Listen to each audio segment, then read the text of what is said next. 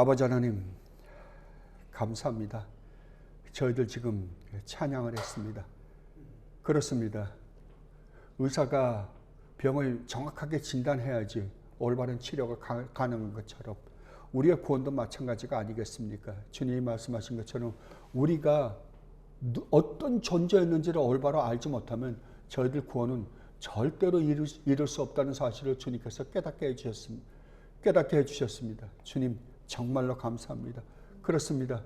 우리는 전적으로 타락했고 전적으로 무능한 존재들이었습니다.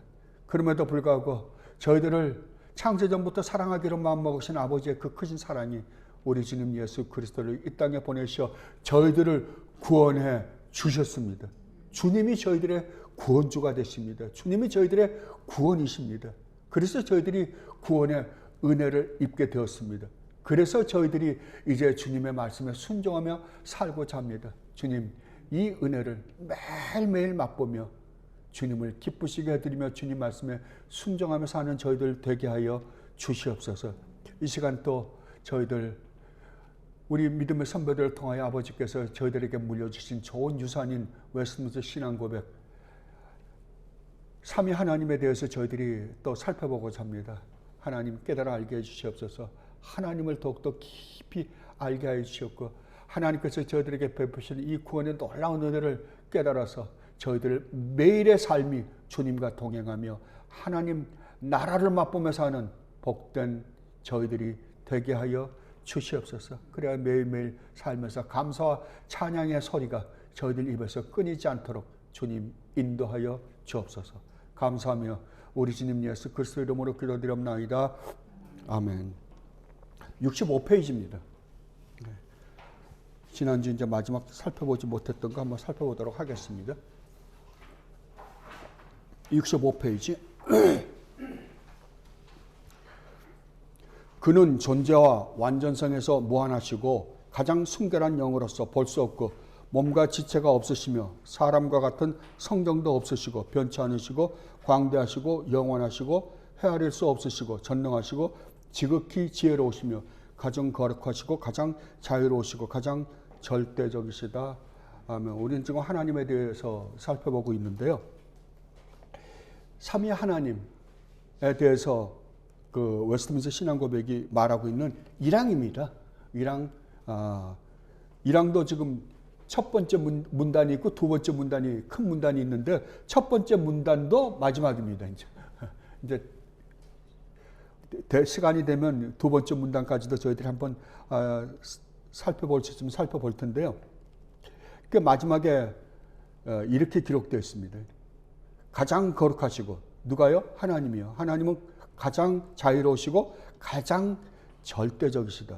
여기 보면 우리 믿음의 선배들인 그 웨스트민스터 신앙 고백을 만드신 분들은 하나님은 자유로우시고 절대적이시다라는 그 하나님의 성품을 두 가지로 나눠서 저희들에게 소개하고 있습니다. 그런데 오늘 저는 이거 두 개를 나누지 않고 하나로 붙여서 한번 생각해 볼까 합니다. 왜냐하면 이 두 의미를 자세하게 이렇게 가만히 들여다보고 있으면 이게 하나로 묶어서 설명을 하는 게 조금 더 이해하기 쉽지 않을까라는 생각에서 그렇습니다. 이 하나님은 자유로우신 분이시다, 하나님은 절대적이신 분이시다 라는 거 다른 의미를 갖고 있습니다. 자유롭다는 말은 그러니까 하나님의 의지는 자유로우신 분이시다 라는 이야기거든요. 자유의지에 관한 거예요. 또 절대적이라는 것은 하나님의 절대적 주권이거든요. 그런데 자유로우시고 절대적이시다라는 건 하나님만이 유일무이하게 절대적 의지의 자유를 가지고 계신 분이시다라고 이야기를 해도 틀린 말은 아닌 것 같아요. 그래서 이 두 개를 한꺼번에 붙여서 생각해 보는 게 또 좋지 않을까라고 해서 제가 두 개를 합쳐서 한번 살펴보고자 합니다. 그렇다고 한다면 여러분, 그러니까 우리 인간은 자유를 굉장히 좋아하거든요. 자유가 아니면 죽음을 달라라고까지 하잖아요. 그렇다고 한다면 자유가 대간절 뭘까요? 자유라는 말의 의미가 대간절 무엇인가? 자유라는 말은 딴 거 아니에요. 외부의 간섭을 받지 않고 내가 마음껏 마음껏 선택을 할 수 있는, 그걸 의지라 그러거든요. 그러니까 의지는 선택이에요. 선택을 할 수 있는 어떤 능력이에요. 그죠? 그게 자유입니다. 그래서 사전에는 이렇게 기록되어 있더라고요. 66페이지 그 자유란 말의 진정한 의미는 무엇인가? 라는 거에 아래 보면 사전적 의미가 있죠. 자유의 의미는 단순히 외부로부터 속박이 없는 상태를 가리키는, 즉 멋멋으로부터의 자유를 가리키는 소극적 의미의 자유와 자신이 하고자 하는 바를 적극적으로 할 수 있는 상태를 의미하는 멋멋에 대한 자유를 가리키는 적극적 의미의 자유로 나눠져 있다. 그러니까 외부의 어떤 그 간섭을 받지 않는 자유. 그러나 내가 또 내 마음대로 할 수 있는 어떤 능력. 이 두 가지 의미를 포함하고 있는 게 자유다라고 이야기합니다.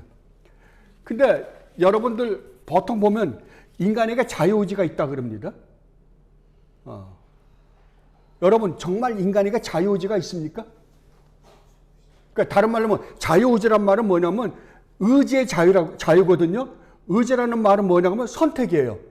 내가 무엇을 선택하는 자유가 나에게 있다는 거거든요. 그러면 인간은 내가 무엇을 마음껏 내가 외부의 그 어떠한 것에도 영향을 받지 않고 내가 마음대로 자유롭게 선택할 수 있는 자유가 인간에게 있어요? 여러분 어떻게 생각하세요? 있어요, 없어요? 없습니다. 왜 없냐 그러면은 우리가 지금 의지의 자유라는 말, 자유의지란 말을 잘못 사용하고 있거든요. 우리 인간이 하나님의 이상은 우리가 피조물이잖아요. 우리가 하나님이 우리를 창조하신 우리는 피조물이다라고 하면 우리는 벌써 제한을 받습니다. 피조물이라는 말 자체가 제한을 갖고 있거든요. 뭐에 대한 제한이요? 능력에 대한 제한, 지식에 대한 제한, 지혜에 대한 제한을 갖고 있어요. 우리가 알고 있는 여러분들이 이제 무엇을 선택을 하려고 이렇게 하다 보면 내가 어느 학교를 갈까? 고등학교를 어느 학교를 가고 대학교를 어느 학교를 가고 내가 어떤 과목을 선택을 하고 내가 어떤 방향으로 내 장래를 이끌어 나갈까? 그 수많은 선택이 우리에게 주어지는데 선택할 때마다 여러분들이 어떻게 아무 지식이 없다고 한다면 여러분 선택할 수 있어요, 없어요? 내가 가고 싶어 하는 대학교, 내가 하고 싶어 하는 일에 대한 어떤 지식이 있거든요. 그 지식이 있기 때문에 우리는 선택을 한단 말이에요. 그렇다고 한다면 우리는 그러한 선택을 우리가 가지고 있는 지혜의 한계 내에서 선택을 하는 거예요. 그죠?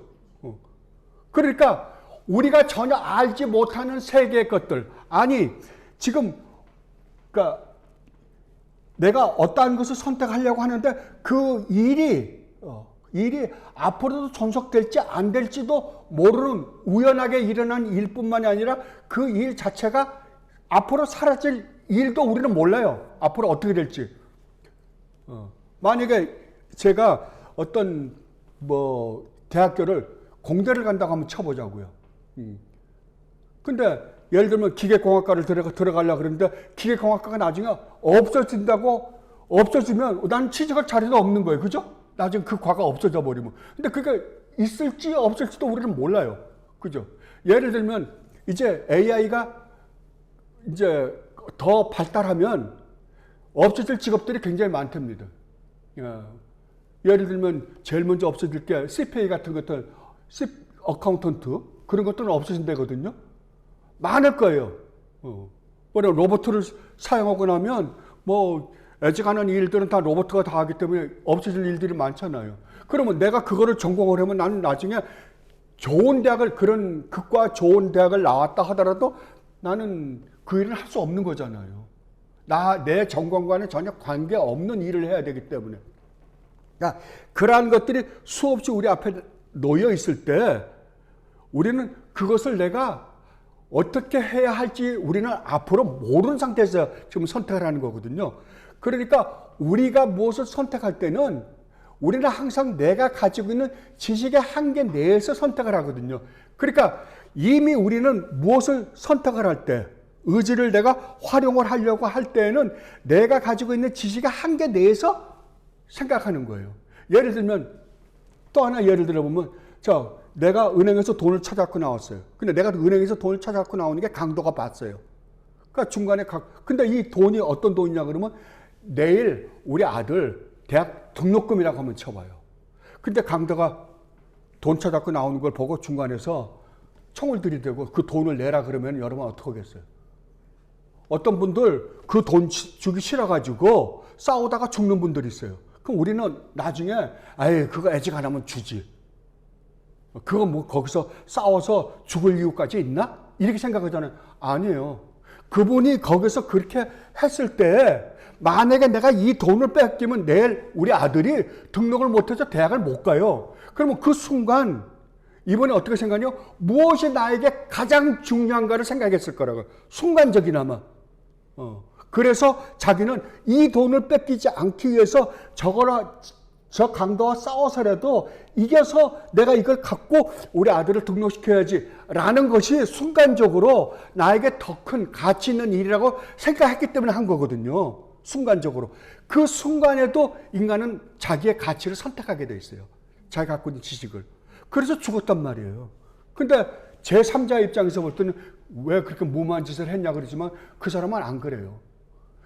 그렇듯이 우리는 무슨 일을 선택을 할 때마다 우리가 갖고 있는 이 지식의 한계 내에서 선택을 하거든요. 그러니까 우리는 엄밀한 의미에서는 우리는 자유가 없습니다.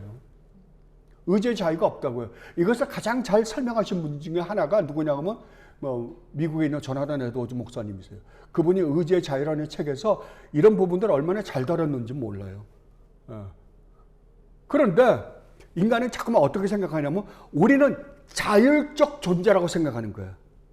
나는 무엇이든지 마음대로 선택할 수 있는 존재다라고 자꾸만 착각을 하고 있는 거예요. 여러분 한번 생각해 보세요. 인간이 모두가 다 자율적 존재면 어떻게 될까요? 인간이 다 자율적 존재라면 이 세상 유지 못해 하루도 못 갑니다. 망합니다. 이 세상. 왜? 전부 다 자기가 옳으니까요. 만약에 모두가 다 자율적 존재라고 한다면 이 세상은 법이 필요가 없어요.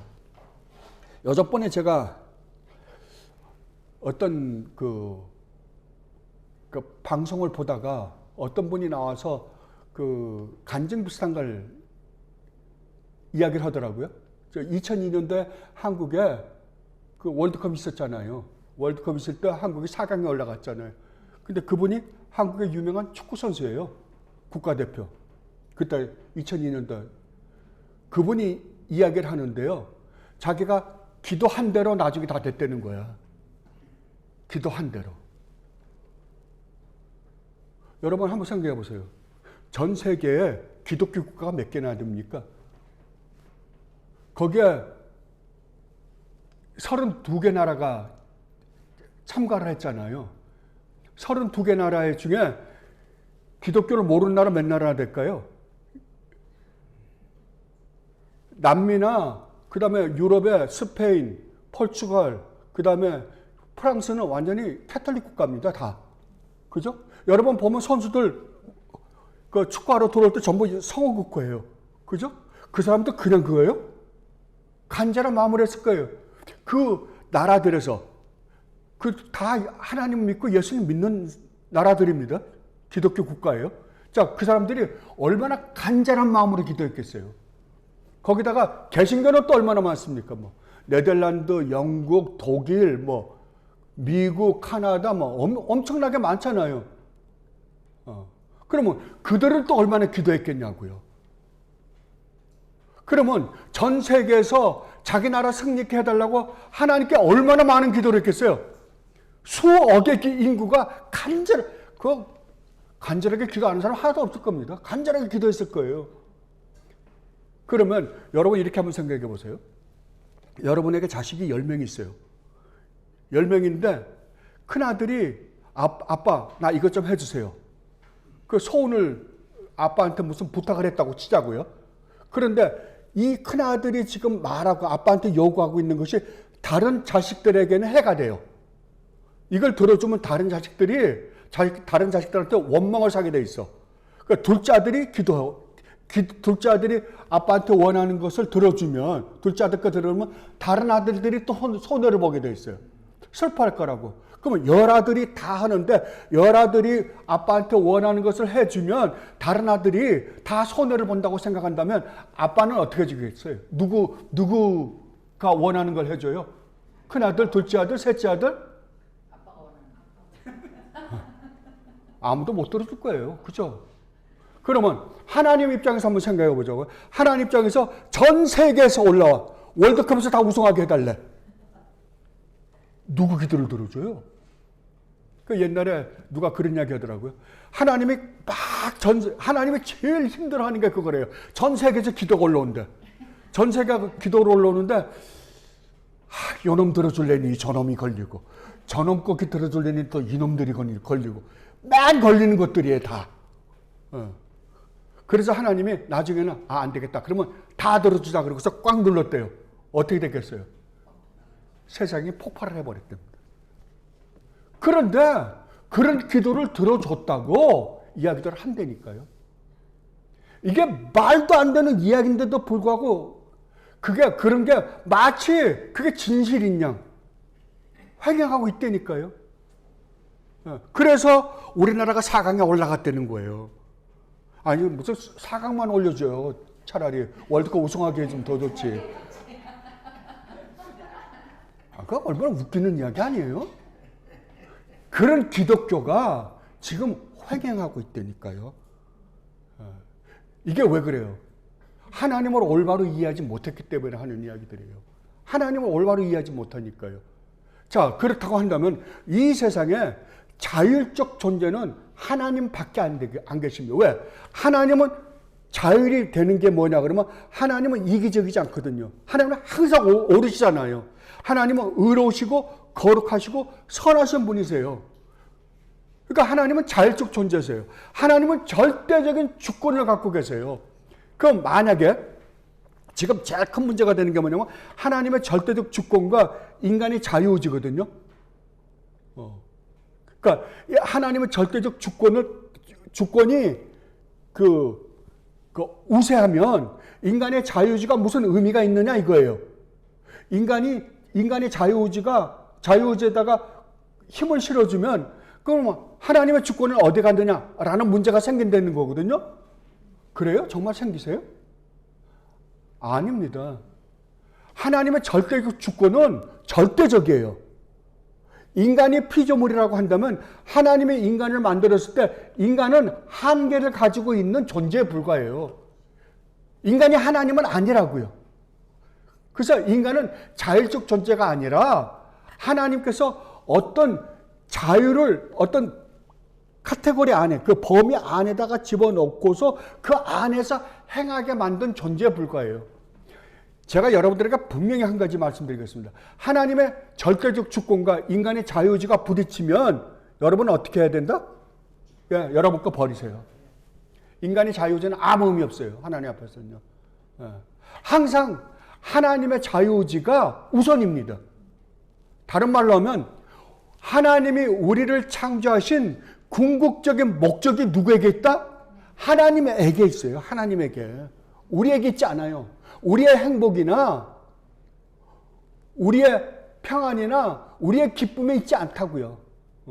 하나님께 있다니까요. 그런데 그러면 왜 하나님이 하나님의 영광을 최고의 하나님이 우리를 창조하신 창조의 궁극적인 목적으로 세웠냐.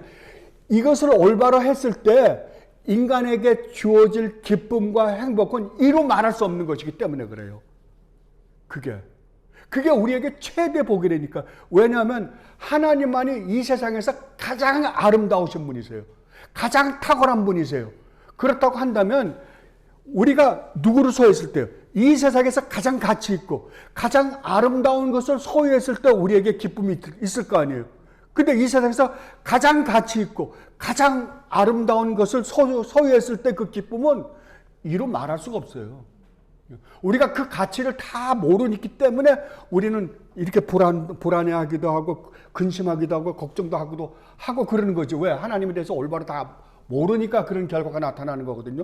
그러나 하나님을 진짜로 알고 하나님만이 최고의 가치 있고 하나님만이 최고의 아름다운 분이시구나 라는 것을 우리가 진짜 안다고 한다면 우리는 그분을 소유했을 때 그 기쁨과 행복과 평안과 안식은 이루 말할 수 없을 거라고요. 이 기쁨을 하나님께서 우리에게 주시고 싶어서 그런 거거든요. 그래서 웨스트민스터 신앙고백을 만드신 분들은 뭐라 그러냐 그러면 하나님은 어떤 분이다? 가장 자유로우신 분이시고 절대적이시다 그러는 거예요. 다른 말로 하면 하나님만이 주권적 자유의지를 가지고 계시는 자율적 존재이시다라고 이야기합니다. 그렇다고 한다면 여기서 하나 또 신학자들이 그러니까 시비를 걸고 싸우는 것 중에 하나가 뭐냐 그러면은 그렇다고 한다면 하나님께는 법이 있겠는가 없겠는가? 오늘은 제가 그냥 설명해드린 나중에 여러분들 이 프린트물 드린 거를 여러분들은 읽어보세요. 하나님께 법이 있겠는가 없겠는가? 만약에 하나님이 법이 있다 그러면은 그럼 하나님도 법 아래에 있는 존재가 아니냐? 법 아래에 있다고 한다면 이미 하나님은 하나님이 아니다라고 그러는 거예요. 그런데 하나님의 법 위에 있다 그러면은 하나님 마음대로네? 그죠? 규칙이 없잖아요. 하나님 법이 있으신 분이에요? 없으신 분이에요? 있으신 분이에요. 하나님 법이 있으세요. 하나님은 법으로부터 자유로운 분이세요. 초월적인 분이세요. 그러나 법이 있다니까요. 근데 이 법이 외부로부터 오는 법은 아니에요. 하나님에게는. 예, 하나님 스스로가 하나님께 만들어 놓은 법이에요. 그걸 자율적 법이라고 그러는 거예요. 하나님 스스로가 하나님 자신에게 법이에요. 그래서 그 법을 우리에게 요구하신 거거든요. 그래서 여러분 보면 67페이지 보십시다.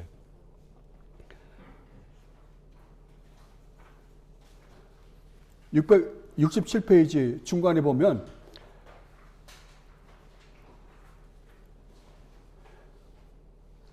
하나님이 절대적으로 자율적 존재이시라면 하나님에게는 법이 있는가 없는가? 중세시대의 어떤 이들은 하나님은 법을 벗어나 계신다고 주장했다. 그들의 논리에 따르면 하나님의 어떤 외적인 기준이나 법에 묶여 있다면 그 외적인 법에 의하여 판단받아야 한다는 것이다. 이렇게 되면 최고의 권위는 하나님이 아니라 어떤 우주적인 법이 될 것이다. 그러나 또 다른 이들은 하나님이 자의적으로 혹은 변덕스럽게 행동하실 수 없으므로 법 아래에 있다고 말했다. 이 두 이론 모두 문제가 있다. 법 바깥 이론은 하나님께서 자의적이라고 제안한다. 법 아래 이론은 법 아래에 있는 거예요. 법 위에 있다는 것은 법 밖에 벗어나 초월적인 존재라는 거예요. 따르면 하나님은 자기 자신 말고 어떤 더 큰 원리에 종속적이다. 교회는 이 두 생각 모두를 정죄하고 하나님은 스스로 자신이 자신에게 법이라고 인정했다. 그렇게 함으로써 교회는 하나님의 외적인 의와 내적인 의를 구별했다. 외적인 의는 하나님께서 행하시는 성품으로부터 나오고 그리고 하나님의 성품과 일치한다. 하나님의 행위는 어떤 외적인 법이나 외부로부터 하나님에게 부과된 힘에 의존하지 않는다. 하나님의 행동은 자신의 성품에 의해 결정된다. 하나님은 하나님의 하나님 되심에 따라서 행동하신다. 하나님은 본성적으로 의로우시고 주권적이시고 자유로우시다. 이러한 개념들은 하나님이 가장 절대적이라는 것을 증명하는 것이다. 그러니까 하나님 스스로가 하나님은 거룩하시고 의로우시고 선하신 분이시기 때문에 그 자체가 자기에게 법이 된다는 거죠. 스스로가. 그래서 하나님이 우리를 하나님의 형상대로 창조하셨기 때문에 하나님은 우리에게 뭘 부과한 거예요? 예, 하나님의 법을 우리에게 가르쳐 준 거예요. 왜냐하면 하나님의 형상대로 창조되었기 때문에 하나님과 똑같은 법을 가지고 우리로 하여금 의로운 삶을 살게 하시려고 그랬던 거예요. 그런데도 불구하고 우리는 누구의 음성을 들었다? 하나님의 음성을 듣기보다는 사탄의 음성을 들음으로 말미암아 여기에서 이 법을 어김으로 말미암아 오늘날 이렇게 비참한 존재들이 되었다라는 것이 성경의 가르침입니다. 그렇다면 하나님의 주권과 인간의 자유지는 아까도 제가 말씀드렸던 것은 충돌하는가? 절대 충돌하지 않습니다. 여러분들이 성경을 보시면 참 성경이 기기묘묘한 게 어떻게 이런 것들이 있을 수 있을까라고 생각되는 것 중에 하나가 뭐냐 그러면 하나님은 모든 일을 창조 전에 모든 것을 어떻게 했다? 계획 세워 놓으셨다. 뭐까지? 목적까지. 그렇다고 한다면 그것은 반드시 일어날 수밖에 없다고요. 그러나 어떻게 한다? 하나님이 우리에게 주신 그 지식 안에서 그 문제를 해결을 하는데 우리가 가지고 있는 선택, 의지의 자유를 하나도 손상하지 않고 그 일을 이루신다라는 게 성경의 가르침입니다. 성경은 처음부터 그거예요. 그러니까 여러분들 그 구약 성경은 예언이 기록되어 있잖아요. 신약 성경은 예언의 성취가 기록되어 있어요. 그래서 구약에 말씀하신 것이 이루어졌다 그러거든요. 그럼 계획한 게 이루어진 거잖아요. 그러니까 하나님이 계획하신 그대로가 이루어진 것들이잖아요. 그게 우리 주님의 십자가 사건이요, 가룟 유다 사건이요, 가룟 유다가 은 30에 주님을 팔아먹은 사건이요, 수많은 사건들이 다 이루어졌다. 오죽하면 주님의 십자가에서 돌아가실 때 나의 하나님 어찌하여 나를 버리시나이까 라는 것까지 예언되어 있었고, 그리고 주님이 나중에 그 쓴물을 마실 때까지 그런 모든 것들이 다 성경에 기록됐거든요. 그대로 이루어지는데 어떻게 이루어져요? 인간이 자유롭게 행한 행위는 하나님이 간섭하지 않으시고, 아까 자기가 뭐라 그랬어? 외부의 간섭 없이 이루어진다 그러잖아요. 간섭하지 않으시는데도 불구하고 뭐가 이루어진다? 하나님의 계획이 그대로 이루어진다는 거예요. 그러면 이런 생각 들죠. 그게 어떻게 가능해요? 그죠? 어떻게 가능해요? 불가능이죠. 우리 생각으로는 불가능해요. 절대 안 돼요. 그러니까 사람들이 그거를 이해해 보려고 이런저런 학설들을 만드는 거예요. 이런저런. 하나님이 내가 결정하기 전까지는 몰랐는데 결정하고 난 다음에 이루어지는 일, 미리 다 아시니까 이루어진 일을 보고 하나님은 계획을 세우셨다. 뭐 이렇게도 설명했다가 왜? 이해가 안 되니까요. 그러나 분명한 것은 하나님은 외부의 간섭을 가하지 않고 그 일을 이루셨다가 성경의 가르침이에요. 우리는 이해가 돼요? 이해 못해요. 절대 못합니다. 그러나 성경이 말하고 있는 걸 가만히 들여다보면 실제로 그게 그대로 이루어지고 있단 말이에요. 이게 어떻게 가능한가? 하나님이시니까요. 그래서 하나님이세요. 그래 안 하면 어떻게 하나님이시겠어요? 하나님이시니까 그게 가능했다라는 게 성경의 가르침입니다. 제가 다시 한번 여러분들에게 말씀드립니다.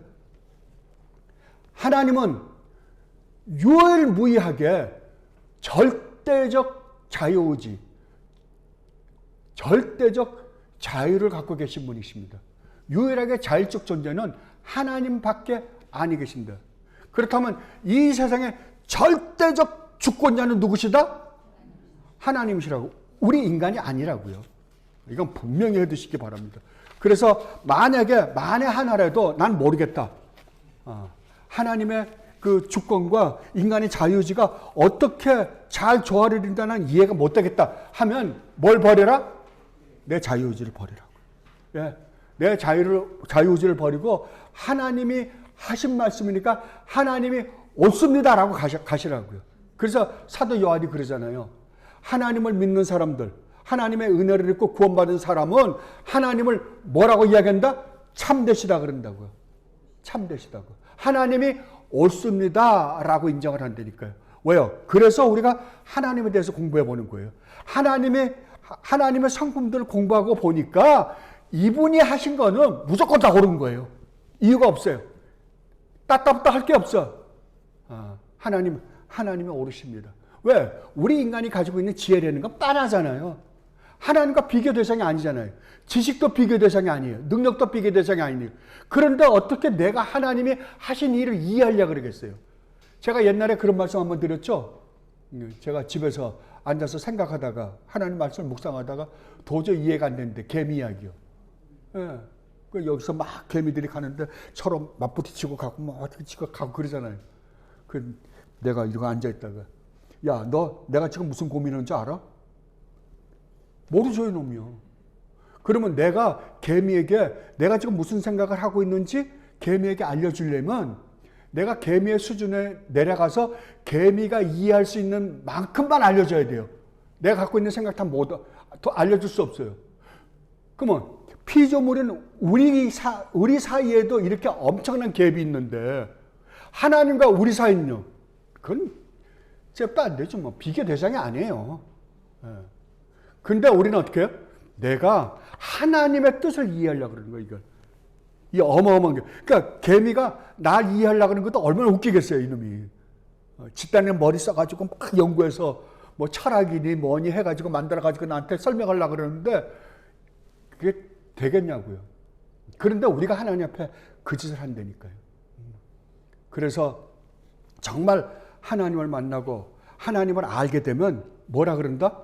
비록 내가 이해가 되지 않는 부분이 있다 하더라도 하나님이 하신 일이니까 하나님은 항상 옳으십니다 라고 이야기할 수밖에 없다는 것을 우리는 인식해야 할 것입니다. 자, 69페이지를 한번 가보십시다.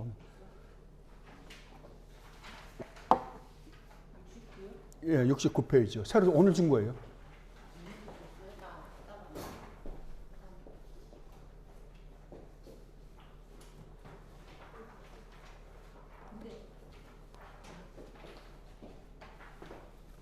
자, 오늘은 이제 두 번째 문단입니다. 1항 두 번째 문단. 1항 두 번째 문단을 크게 나누면 두 개로 나눌 수 있을 거예요. 오늘 문장하고 그 다음 문장입니다. 그럼 두 번째 문단 한번 다 읽어보도록 하겠습니다. 그는 모든 일을 자신의 변함 없으시고 가장 의로운 뜻의 계획을 따라 행하시되 자신의 영광을 위하여 하신다. 그는 가장 사랑이 많으시고 은혜로우시며 긍휼이 많으시고 오래 참으시며 인자와 진실이 많으시고 죄가와 죄를 용서하시고 자기를 부지런히 찾는 자들에게는 상을 주시는 이시다. 동시에 그의 심판은 가장 공의롭고 무서우며 모든 죄를 미워하시고 결단코 사면하지 않으시는 분이시다. 여기 여러분들 이 문단을 보면 여러분들이 깜짝 놀라야 될 게 하나 있습니다. 하나님 뭐라고요? 가장 사랑이 많으시고 은혜로우시고 긍휼이 많으시고 오래 참으시며 인자와 진실이 많으시고 죄가와 죄를 용서하시고 자기를 부지런히 찾는 자들에게는 상을 주시는 이시다. 맞잖아요? 우리가 여기까지는 다 좋아하는 거예요.